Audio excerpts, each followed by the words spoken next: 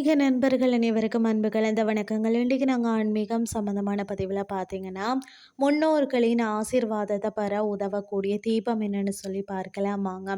ஒருவருக்கு நேரம் நன்றாக இருக்கிறது, இருப்பினும் அவர்கள் தொட்டது எதுவுமே துவங்கவில்லை, எது செய்தாலுமே அவங்களுக்கு தடை வந்து கொண்டே இருக்கிறது, சுபகாரிய பேச்சுக்கள் எதுவுமே வெற்றிகரமாக நடக்கிறதில்லை எனும் பட்சத்தில் அவர்களுக்கு முன்னோர்களின் சாபம் இருக்கிறதுன்னு தான் சொல்லணும். முன்னோர்களின் சாபம் பெற்றவர்களால் எந்தவித முன்னேற்றமான நிலைக்குமே வர முடியாது. அப்படிப்பட்டவர்கள் அமாவாசை தினத்துல முன்னோர்களின் ஆசிர்வாதத்தை பெறுவதற்கு நிலைவாசலை ஏற்ற வேண்டிய ஒரு தீபத்தை பற்றி தான் நாங்கள் இன்னைக்கு ஆன்மீகம் சார்ந்த பதிவில் பார்க்கலாம் வாங்க. எந்த அளவிற்கு தெய்வ வழிபாட்டில் ஈடுபட்டு முழு நம்பிக்கையுடன் தெய்வத்தை வழிபடுகிறோமோ அதே போலதான் மாதத்திற்கு ஒரு முறை வரக்கூடிய அமாவாசை திதியில நம்மளுடைய முன்னோர்களை நினைச்சு வழிபாடு செய்யணும். மேலும் அவர்களுக்கு நாம செய்ய வேண்டிய அனைத்து விதமான காரியங்களையும் செய்யணும்.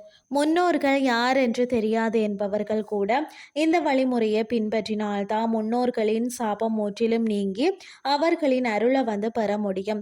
யார் என்ற பெயர் வேண்டுமானாலும் தெரியாமல் இருக்கலாம், ஆனால் நம்மளுடைய முன்னோர்கள் கண்டிப்பாக இருக்கத்தானே செய்வாங்க. யாராக இருந்தாலும் என்னுடைய முன்னோர்களுக்காக நான் இதை செய்கிறேன் என்று சொல்லி முழு மனதோடு செய்பவர்களுக்கு முன்னோர்களின் ஆசீர்வாதம் கிடைக்கும்.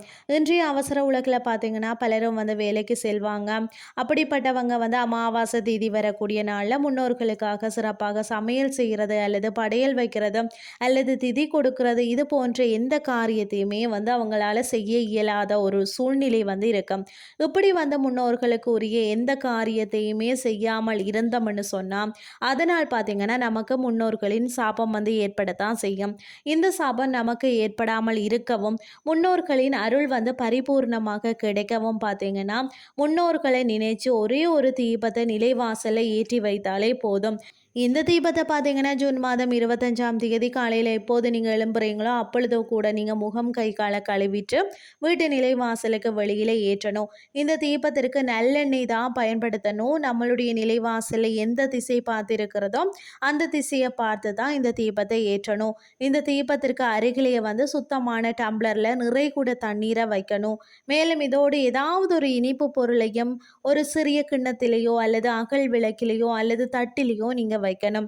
இந்த தீபம் 1 மணி நேரம் தொடர்ச்சியாக எரியணும். பிறகு இந்த தீபத்தை எடுத்து நாம குளிர வச்சு விடலாம். தண்ணீர் மற்றது இனிப்பு இவை இரண்டும் அப்படியே நிலைவாசல்ல அமாவாசை முடியும் வரை இருக்கட்டும். மறுநாள் காலையில பார்த்தீங்கன்னா இந்த தண்ணீரை கால்படாத இடத்துல ஊற்றி விடுங்கள்.